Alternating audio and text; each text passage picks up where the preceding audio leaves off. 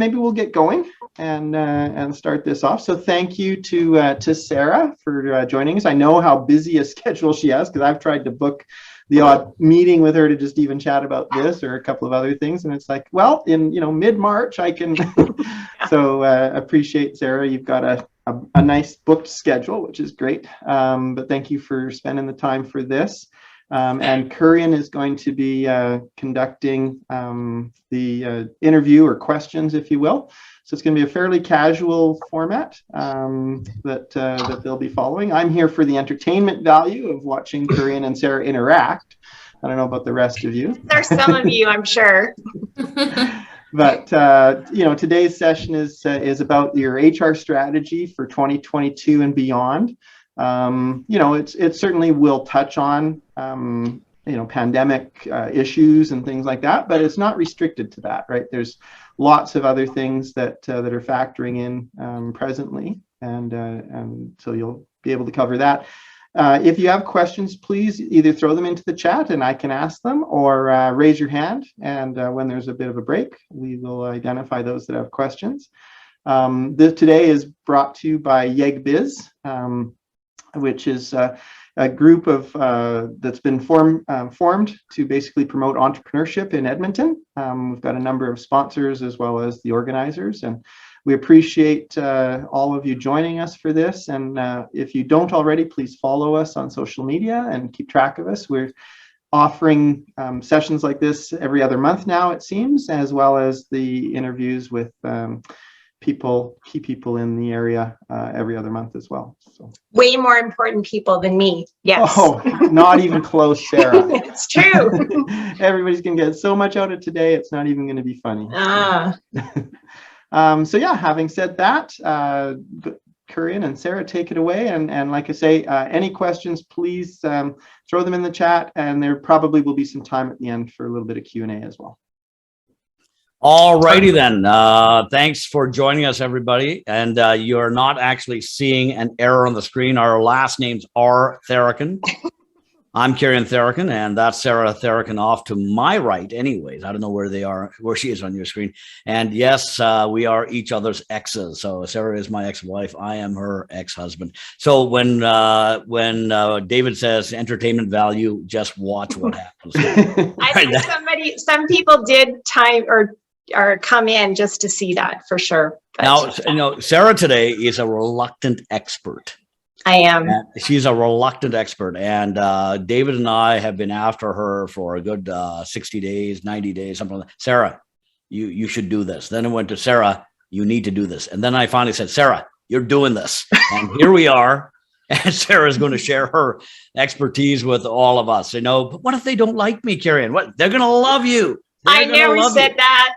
I never said that. They're going to love you. And we're going to keep this nice and light, very high level. And Sara is available to chat further after on specific situations that you might be following. But here it is, 2 years later. In March, it'll be 2 years since the COVID lockdowns or issues or whatever else it is has been happening. And of course, the world is not the same place it was 3 years ago, 2 years ago, 1 year ago, and it keeps going. I don't know if any of you own an 18-wheeler out there, but there's all sorts of things that are happening out in the marketplaces, let alone in the HR realities that are part of each of our businesses. So we wanted to do a session today, again, at a 30,000-foot level. We're titling it Your HR Strategy for 2022 and Beyond, Trends That Will Shape the Way We Work. So let me ask you right off the bat then, Sara, and by the way, if anybody has questions, put it into the chat, please. And I'll have Samantha monitor the chat, maybe David, and chime in, and we'll take them on the fly. And then we'll do a wrap up near the end here. So Sara, if we were to nail down 2, 3, or maybe 4 major trends that you are seeing in the marketplace, let alone with your clients, what do you think those would be? Let's do a high level first. Let's name off what are the big trends. So the top 3 right now would be still recruitment and retention. But again, HR is playing a different role in that, which I'll talk about. The other one would be, of course, on top of everybody's mind right now is a return to work.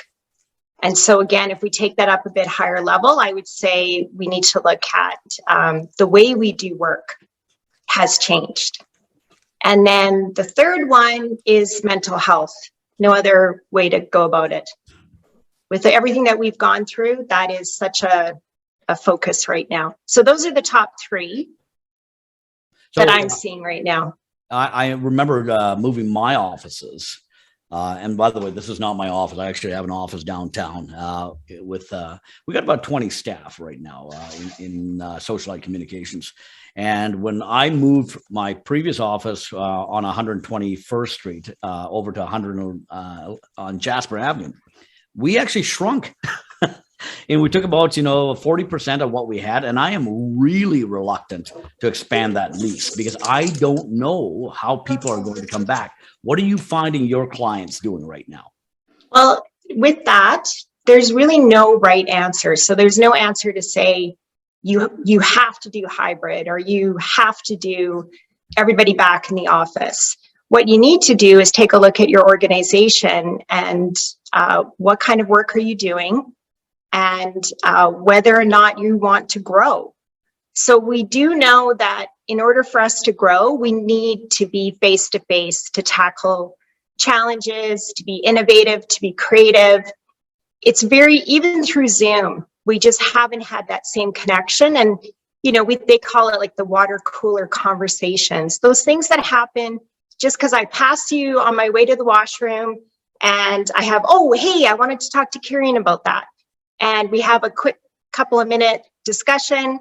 And then that sparks you to turn around and have a great idea on something that maybe you're working on versus us having to say, hey, in 15 minutes, do you have time to talk about this one topic? And then we get on a Zoom and it's just not the same. So we do know that. So in terms of innovation, creativity, we know that it's better face-to-face. We do know that. Yeah, Zoom fatigue is absolutely real. I think Steve Jobs is a hero of mine. He had his issues, but he certainly was a genius at a lot of different things. Now, one of the things he did at Next was he very deliberately designed the layouts of the common areas so people would have to run into each other, right? And though he called those, I think, collision events. And collision events are how new ideas are sparked and new ideas are moved forward. It's about this collision. And we're completely missing that, not only on a creativity basis, but just on a social basis. So that's been one of my curiosities, right? And if I take another 4,000 square feet, not only do I have to pay for it, but will people use it and how often will they use it? Because I think a lot of people just want to stay at least a portion of the time at home as well. I agree with you, but I would say this. There's actually a poll that was taken recently, and more than half of your employees not necessarily want to work hybrid or want to work from home, but more than half of your employees want to have the flexibility to decide for themselves. So if you're not having that conversation, it's to your detriment. And so that's why I'm saying, like, HR, like our role has changed because all of a sudden we get to be at the executive table helping, drive that strategic discussion on what's the best way for our organization to do work. And so that's knowing that more than half of your employees want to have that flexibility, that's what's going to encourage them to stay in your place of work and not bounce somewhere else where they might see it. It's so important. And how are you counseling your clients right now to engage their employees? Now, what do you do? Take a poll? Because if I'm going to take another 4,000 feet, that's a permanent line item on my income statement now, right? I got to pay that every month. And I don't want to do that unless I have to. So, and I'm reluctant to survey because a lot of people say a lot of things in surveys that they don't end up doing. So give us some advice on how we go about getting that real information.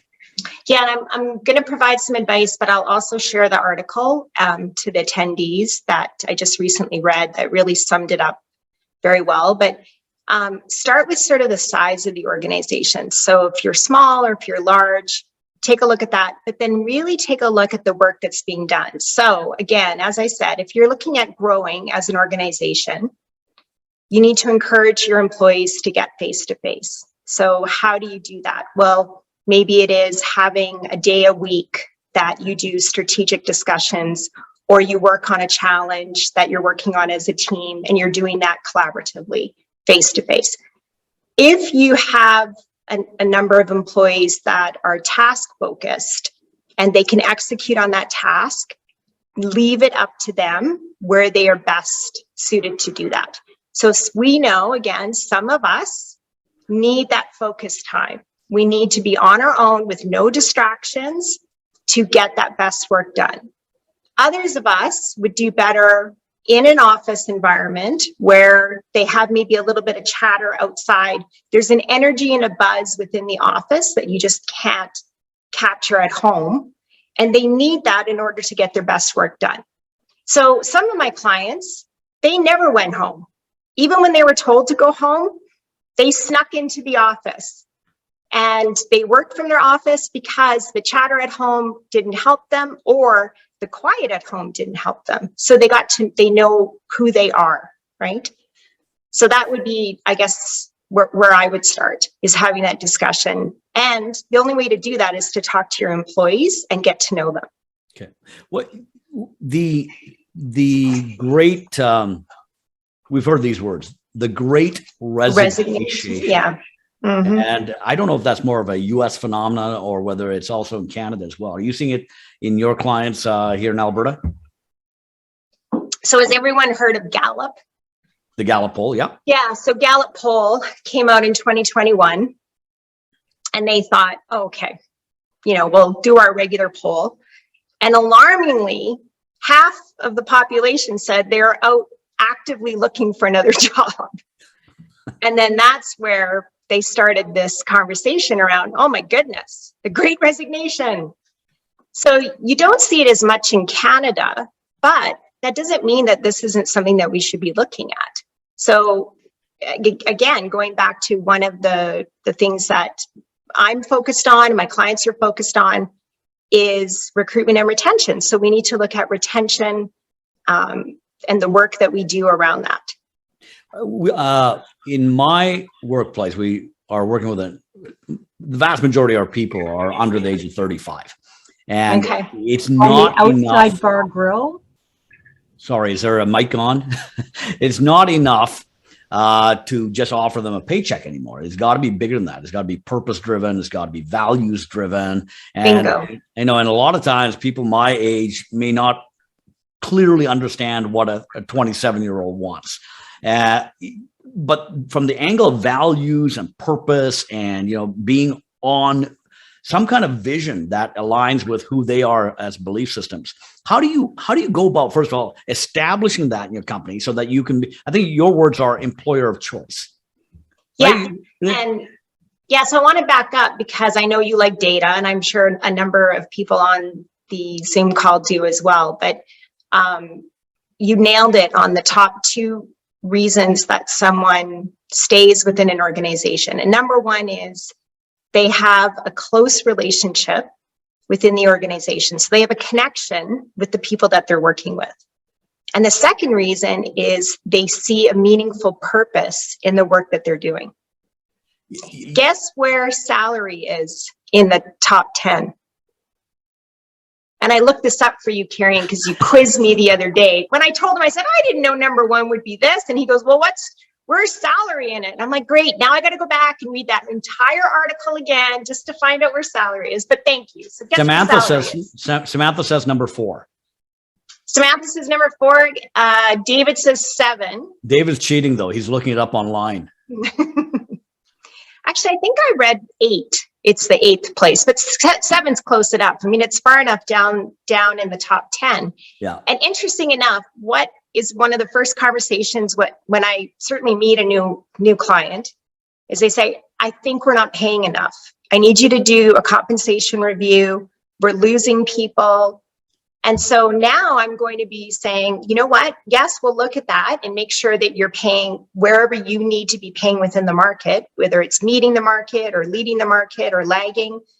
but I'm going to be focused more on what you just mentioned. So the employer choice is that employee value proposition.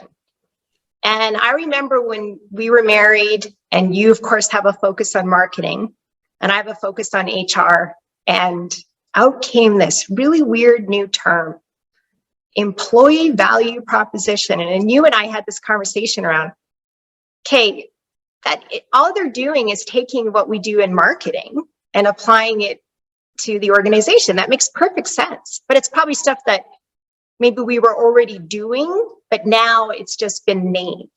And so it's looking at, why does an employee want to work for you and not want to work for the competitor down the street? And the best place to start, of course, is with your own employees and saying, hey, what gets you excited to come into work every day? What is the reason that you stay? Why aren't you out looking for a job? What's compelling you to continue to work with us? And it isn't going to be salary. We already know that. At the top, So, anyways, right? at the top, no. You said number 8, right? Okay.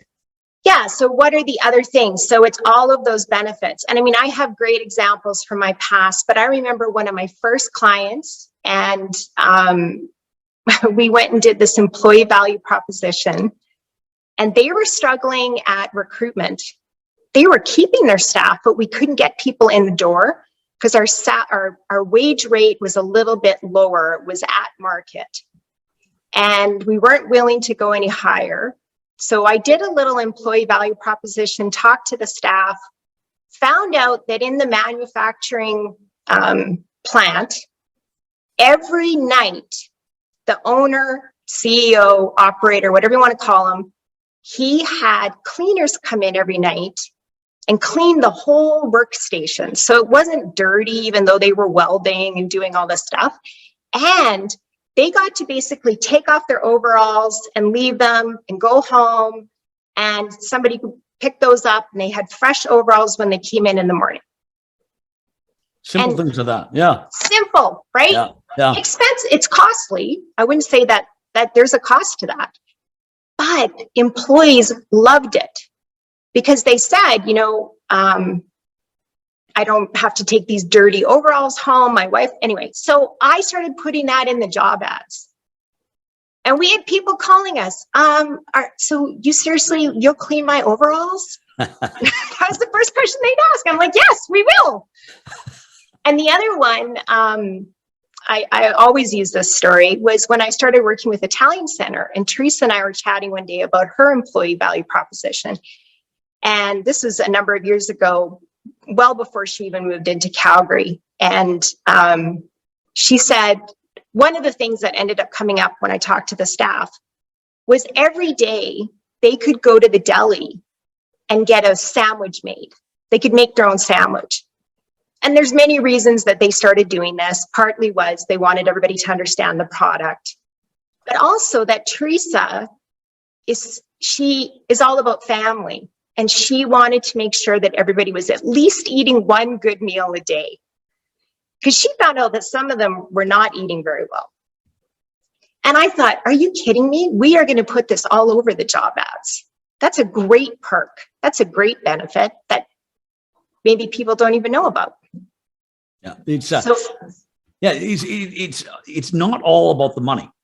No. It never has been, and especially at coming out of this COVID recession,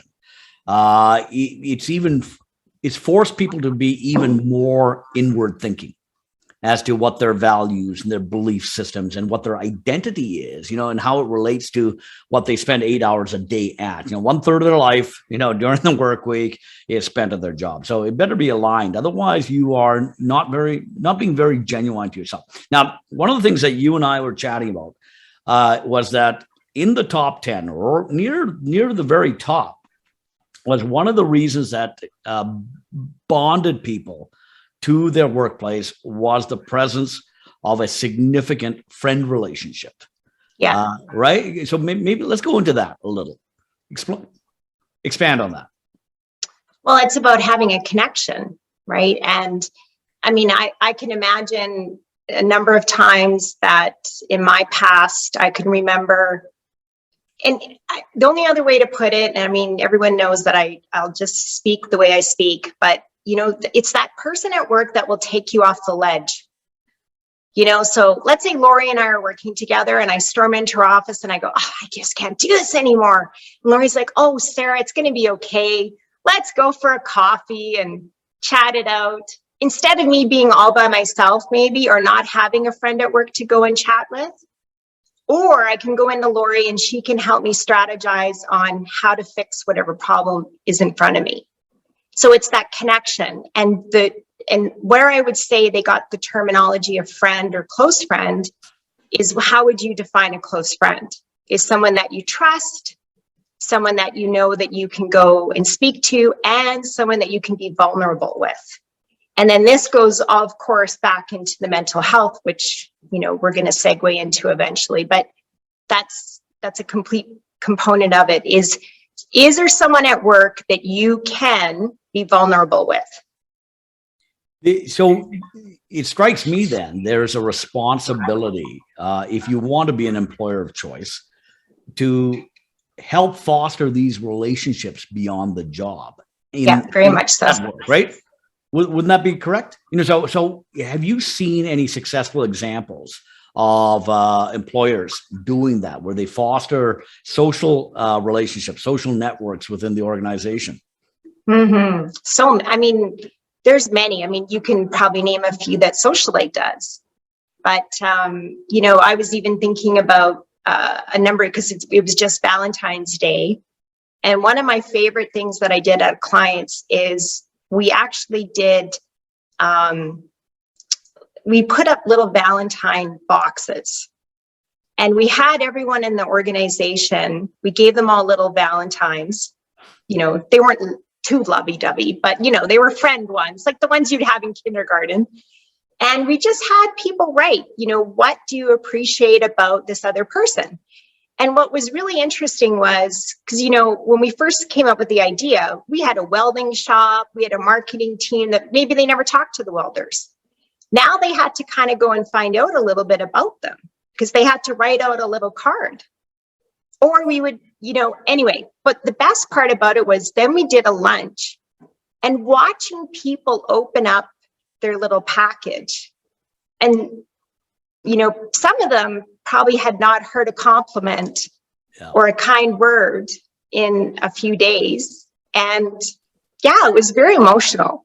And it really created a real connection. And it also started to create connection for people that maybe hadn't had those water cooler moments, right? They hadn't had an opportunity to connect before. Yeah. But there's many ideas. The best thing to do is probably ask your staff, what would you like to have happen? And how can you maybe have that happen if you are going to continue with a hybrid work environment? How can you continue to have that happen through a Zoom? So people are doing happy hours on Fridays and things like that. Also good opportunity. But again, we also have to remember that half of our employees are introverted. So they may not want to participate in that way. So how do you honor them as well?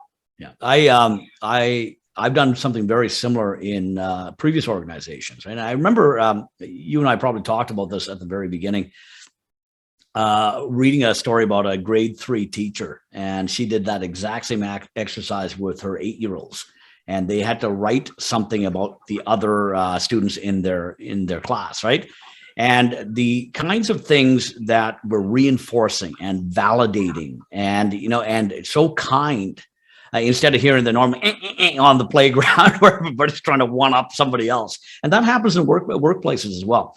Some of these students, 30 years later, when they came for the reunion, they brought this little crumpled up note with them, and it stayed with them for that 30-year period of time. Amazing. And I've done the exact same thing, with my marketing teams in previous companies. And, at the very beginning, it's hokey. I don't want to do it, those kinds of things. And once they do it, because it's so simple to do, once they do it, Kieran, that was a great idea. And I got it from some article I read, from a grade 3 teacher, because those are the kinds of things that really validate your experience as a human being in a workplace. And isn't that a large part of what we want to do? We want to be validated as people. Okay, Mary Jane James, I think she's got a point here. Sarah and Lori, I'm sure what you really mean is let's go for a glass of wine. Yes, Mary Jane, yes, that's what it is. 10 a.m. is not too early for that kind of stuff to happen. Yeah. Oh. So the last thing I do want to say, though, on connection is, again, and I thought it was really interesting. I read an article about the chief ESG. Yep. So I don't know if anyone's heard about, so basically the larger Fortune 500 companies in the States, a number of them have created a position sitting, obviously at the chief table, and they are focused on environment, societal yep. and governance issues. And they are doing that so that they can then share, as you like to always put it, the cultural component with the employees. And so that the employees can say, hey, our stand as an organization on this matches my values. I now have another connection to meaningful work. And I have a couple of clients right now that are doing fantastic job at connecting the dots for their employees just by communicating where they sit on those different topics, like diversity, as an example, or you saw a number of yesterday with the pink shirt day, all of that kind of thing. Yeah, I was in a conversation with a couple of young ladies just a week ago, and this came up, just representation, diversity in the organization, and they very quickly pointed out the company that they work for, 63% of the employees are women, which by itself is not an unusual stat, but a significant portion of leadership was women, including the CEO and the chief, and there's also a chief purpose officer as well for this organization. That's the other name for it. Yeah. CPO, chief purpose organization, and that was, at the level these two ladies were at, that was so ingratiating to them that to know that there was opportunity in the organization for them to advance, and that they would be that they would not be held back by whatever glass ceiling or anything else. Dave Bellis has a question. One way to ask this of your team, is there someone at work that if you found out they were going to leave, you'd fight to keep them? Now, I got an opinion. Oh, I love it. I got an opinion on this. I'm going to say what I would say, and then you chime in from the HR professional's perspective. If you're just finding out somebody is going to leave, you may already be behind the 8 ball on that one. Well, I think what Dave is saying, though, is you ask employees about a connection. So if do you have someone at work? I think that's what his point was. Do you have someone at work that if you found out that they were leaving, that you would try to fight to get them to stay? Yeah. And that's my point. So like if I go into Lori and say, I gotta go. If I'm closely connected to her, she's gonna say, okay, let's talk this out and let's see if there's another path. Yeah. That's the second time you brought up Lori's name. Boy, this is a tight relationship. I'm looking at her and she's a good friend of mine and I love her to death. So that's why that's why I said that. David Wickenberg, we use something called KWB bucks. And when someone does something you want to acknowledge or thank them for, you give them a buck. That's kind of cheap, isn't it, Dave? Just a buck? In this day of inflation, which they use to buy something if they want to, once they have enough. Well, at least you're keeping within the budget there, Dave. That's good. Dave does run an accounting firm. KWB bucks are worth $1.25, a real dollar. Okay, that's better. Let's go. So it's like the US dollar. It's a US dollar. Jeff Ishak, we had our strategy day with our manager team earlier this week, and it was extremely surprising how different the views were on items that everyone would have thought were similar. And that just goes back to diversity and such, right? We live in an age where I think it's incumbent on management to actively seek out these perspectives and understand people as individuals on identity, values, belief spaces, and make sure that alignment of the company with purpose, vision, mission matches that. And, and a large part of that is hiring the right people for that and then aligning your culture for the right people. Right? Isn't that what it's about? Yeah. Can you? Okay, so where I would Go ahead. expand on that, Kieran, is what I'm seeing right now is there's this fine balance between having to focus on performance and having to be a compassionate leader. So how do I ensure that our organization is successful, that we get what we need to get done, that our employees are focused on productivity and performance, and at the same time, be compassionate? And for the longest time, it was one or the other. You know, you're either compassionate and you're seen as a weak leader who, you know, the inmates are running the asylum, or, you know, you were focused on, come on, get it done. I remember one guy, a sales guy, was telling me that back in his day, at the end of the month, they would get lined up in the boardroom. This is in terms of performance. And the chief sales guy would take off his shoe and he would throw his shoe at the lowest sales performer. And that was their hint that they were now fired. And yeah, so The good old days. What happened to not a those? lot of compassion in that, right? Not a lot of compassion. So now we have, you know, Brene Brown, lots of work on being a vulnerable, compassionate, courageous leader, dare to lead, all of that. There's a real focus on that fine balance between compassion and performance. And it is possible to have both. And I would say that there's a number of ways to go about it, but the biggest thing is, you know, having consistency and fairness across the board and making it normalized. So you don't have an email. I'll pick on David. David sends me an email at 3:30 on a Friday and says, hey, Sarah, I want to talk to you. I'm like, oh no, what did I do? Instead, David and I have a regular check-in. And in fact, David checks in most mornings, maybe near the end of the day, just in case, you know, I was working on a big project. And on a weekly basis, we check in as a team. And on a monthly basis, I'm talking to somebody about my goals that I'm working on. It's normalized. So my performance, my productivity, and then the conversation, the leader has the tools in their tool belt to have a compassionate conversation around, you know, we used to say, I don't want to do that tough conversation. I don't want to have it. But we know we need to have it, but we need to do it in a fair and consistent and compassionate way. So let's talk about mental health now, right? What are you seeing in the way of positive strategies for mental health?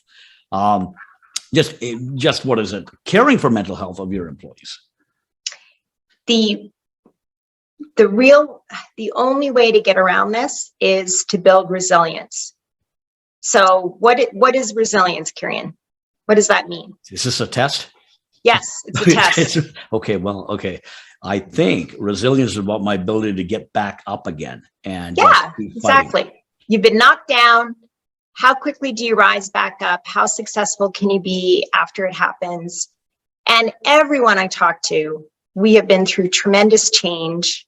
It's continuing to be a challenging environment.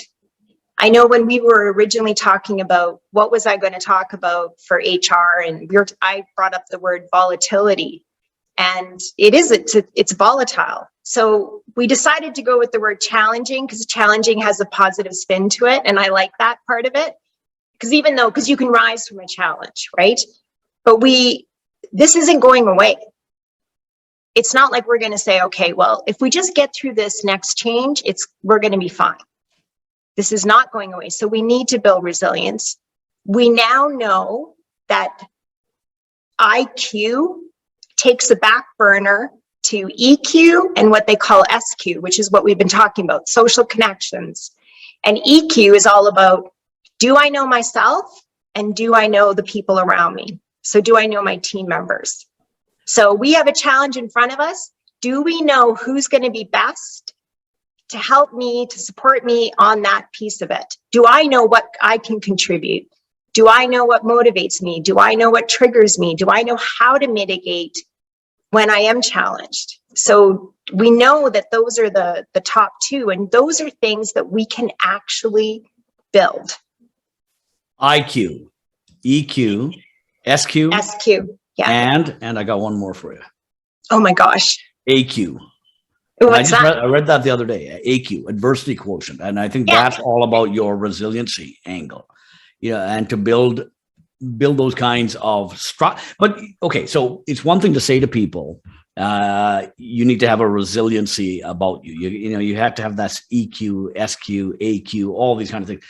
Have you seen anything that your clients are doing, or in your readings, where people actually have a strategy to build that resiliency or EQ within their employees? And if so, what is it? Well, beyond the assessments that, I offer, which help a lot, is understanding, of course, who you are, doing type. And every time I do type coach, every time I do, and it doesn't matter what assessment you're doing, that's the one I've been rolling out. But every time I do type coach, every time I do positive intelligence and people learn what's sabotaging them, they use that in the language.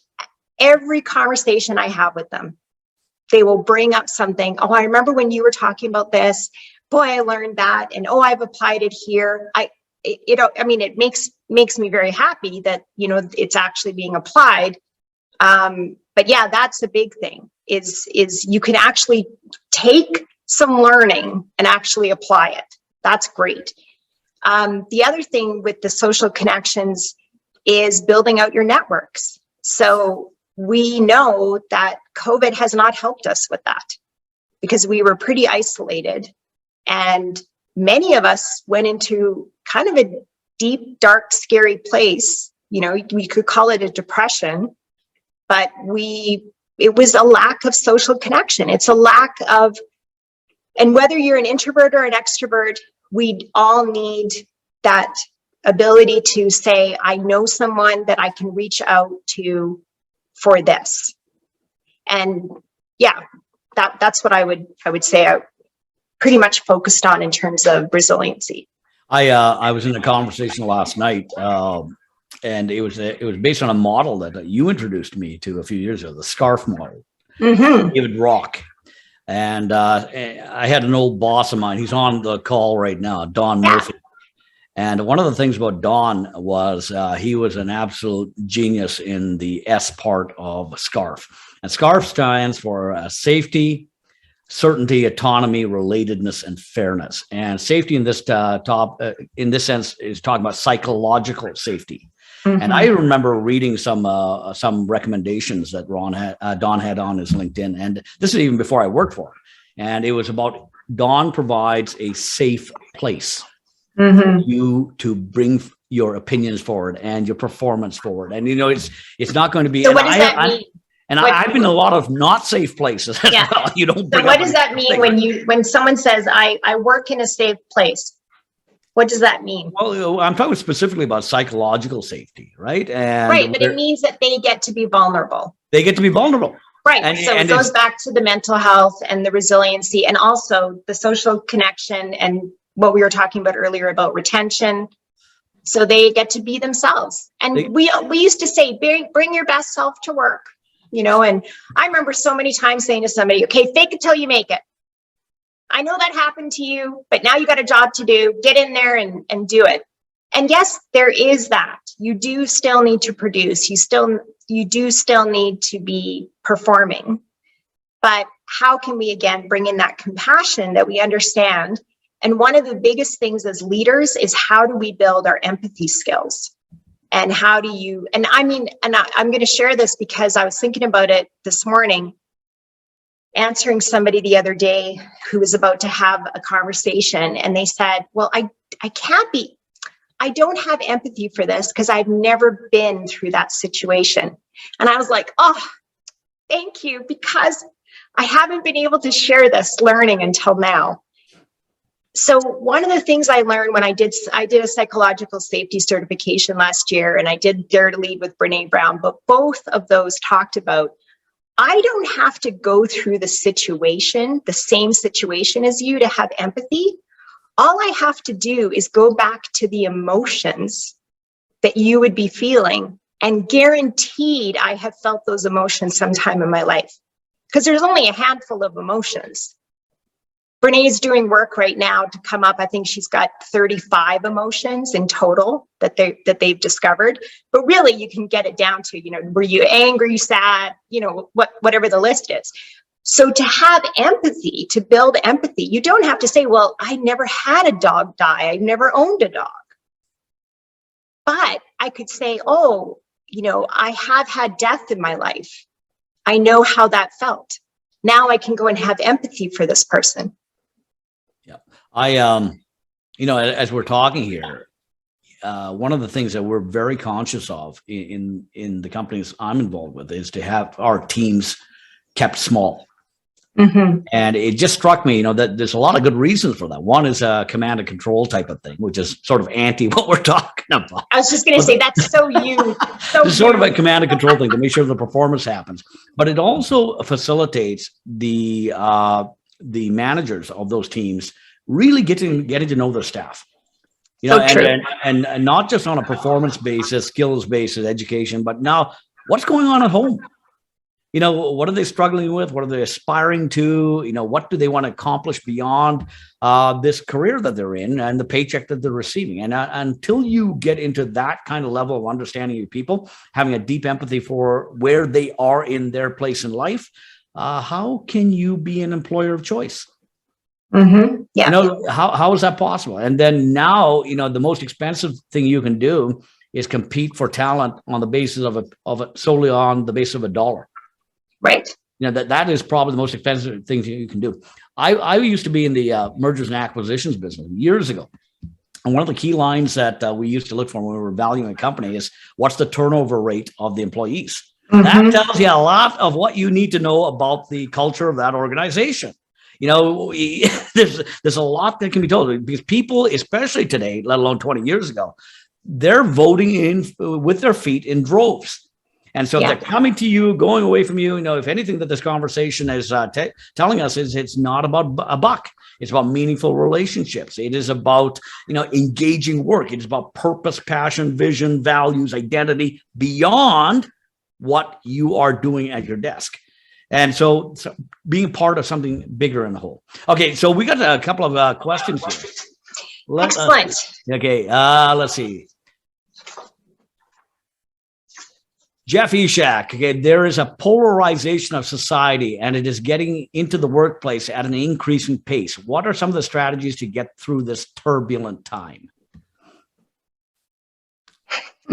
That's a big one. I was going to say, thanks, Jeff. Yeah, thanks, Jeff. in the waning minutes of the session, Jeff tosses, the zinger. Like, what's that, where you can go next, move on to the next question? No. Well, I think, again, it goes back to if you're saying turbulent in that you have some negativity in the workforce, don't leave those people to be negative. You need to nip that. You need to have, again, those tough conversations around the values and the way you want to have work done, in that environment. And you need to demonstrate that as a leader. So if you were a leader that 10% of the time you storm in and slam doors and yell and scream, don't be too surprised if some of your staff are doing that as well. And also don't be too surprised if some of your staff are a little shy about maybe approaching you and being vulnerable when they made a mistake, because they're not sure how you're going to react. So, but going back to if this is actually employees, to this day, I often do get asked to come in to speak to someone. And I used to say to Kieran, to you all the time, what's the number one reason I get called? And it's going to be, there's a rotten apple. There's a bad performer. I go in, I start talking to the CEO, and eventually I find out, okay, and then I get the name, and then we talk about that name for quite a while. And then eventually I say, when are we dealing with this name? So yeah, you definitely want to deal with it. You definitely want to make sure that you're demonstrating the values that you want to see. I don't know if that answers the question. I think it does. It's the bad apple part of it, it's not bad apples. Bad apples, ruin the entire barrel. Entire bunch. Yeah. Right. That's what it's exactly. about. And so, I was there. We were married when, remember, I had that team. I had a small team, I think of 5 people I had inherited. I had one very low performer. Took me a couple of years to, progressively discipline him out because I was working in a government situation that I couldn't just terminate. And when he finally left, I had those other 4 performers come to me and say, finally, Sara, thank you. Now we can be a high performing team. Now we can start striving for the successful initiatives that we want to meet. So. Okay, we've only got a few minutes left. I think Dave will go another 5. What do you think? Give me the thumbs up if you want to go another 5 minutes. If you have questions for Sara, please put them into the chat box. We'll take them as many as we can. If we were to go Does back, anyone have a question? Yeah, of course they do. They have tons of questions. Okay. Let's see. Tara Arca, I'm concerned about the reduced appetite when you're accessing a limited resource pool in a smaller community to try someone out who is very junior because we are criticized for turnover. Yeah, I don't think that's the kind of turnover I'm talking about when I was talking about the how we value a company. It's one thing at the junior levels. It's a completely different thing at senior levels. Junior levels are, for a lot of times, you are expected to have that kind of turnover because they're junior levels. I think in the old accounting industry, you're expected to probably turn over your staff probably 85, 90% in 15 years. I'll bet you that's true. So that's not what we're talking about. We're talking about, outlandish numbers for your industry. So don't be afraid to do that, Tara. If Tara's talking about being afraid of terminating and ending employment, because I was just mentioning that. And keep in mind that it's going to end up being the best thing for that employee as well. And I was sharing this last night at the dinner. Funny enough, I was at Earl's on Sunday, and I've done a few terminations in my career. And this fellow walked up to me and was so happy to see me. And I was saying to the girlfriend as he was walking up to the table, I was like, I don't know who this is. I know him, but I don't remember. So she introduced herself. And as soon as he said his name, I realized I had terminated him 6 months ago. And he's thrilled to see me. That was awkward.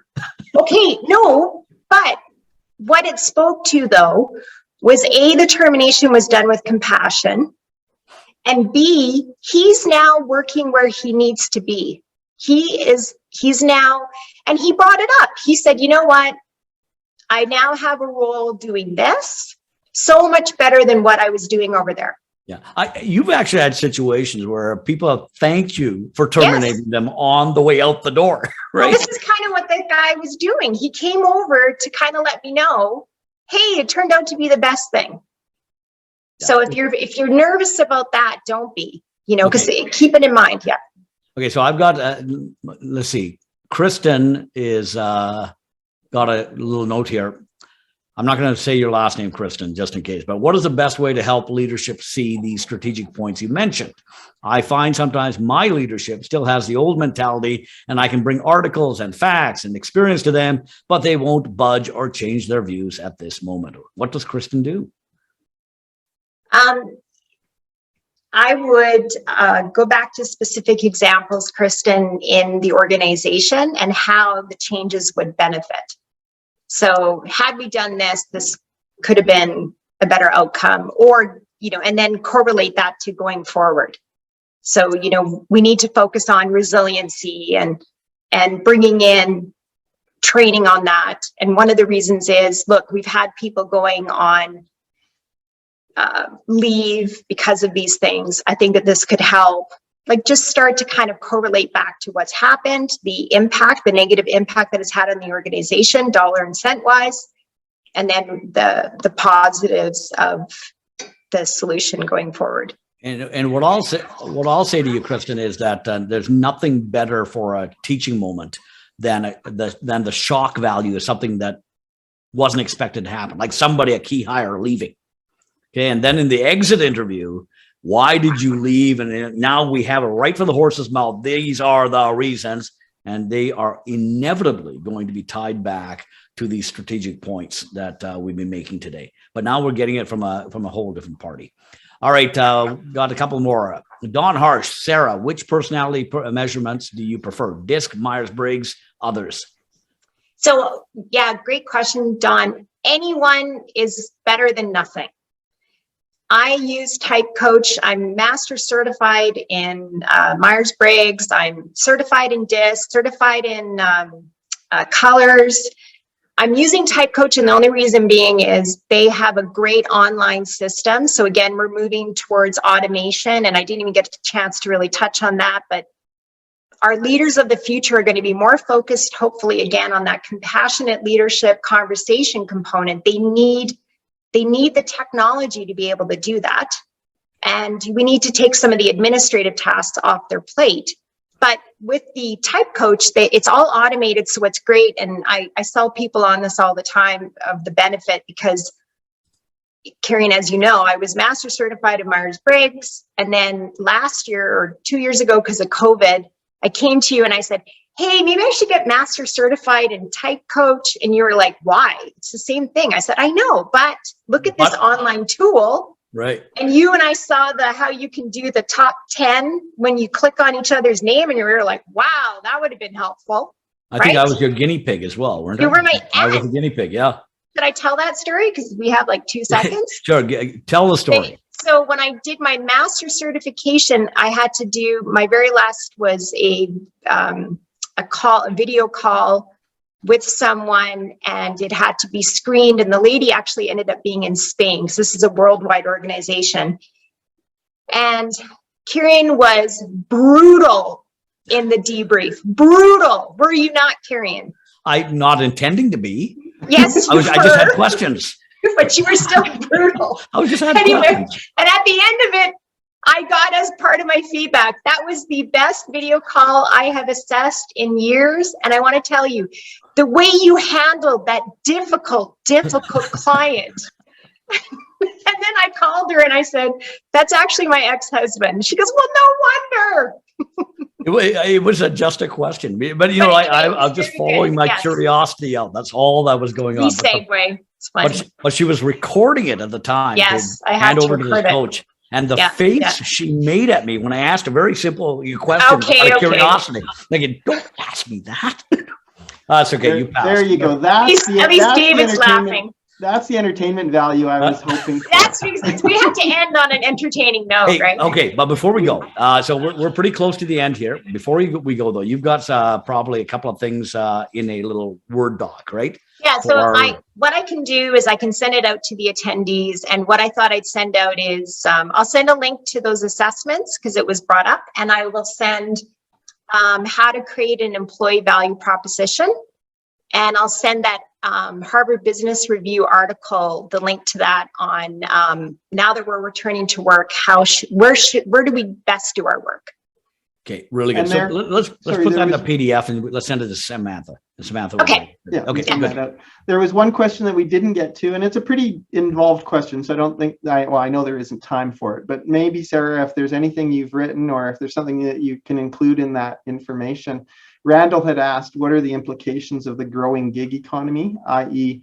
more work being outsourced, project-based, temporary workers, things like that, right? It's hard to probably, integrate them into the company culture and purpose and all of that. So, do you still make that investment? Don't you? In terms of, teaching them? You know what? That sounds like a more specific to their situation question. So happy to get on a call and talk that through. Okay, that sounds great. Yeah, so Randall, reach out to Sara and she can do that. But if there is any material that you'd like to share with everybody, Sara, in that package, then feel free. So awesome. Good. All right. Well, thank you everyone for joining us, and especially Sara. Thank you for doing this and letting Kurian interview you. That was the vulnerability that you were showing for everybody else, I'm sure. Yeah. But no, it was really good, and hopefully everybody got something out of this. And so in March, we have our next interview, and it's Mayor Sohi. is going to be then. And in April, I believe we've got Chelsea and Dan from KB Benefits are going to be talking about benefit programs, and nice tie into some of today's discussion about less direct monetary things and ways to support our team and that kind of thing. So hopefully join us for either of those coming up. Awesome. Thanks, David. Okay, thanks everyone. Thanks everybody. Thanks, everyone. Nice seeing you all.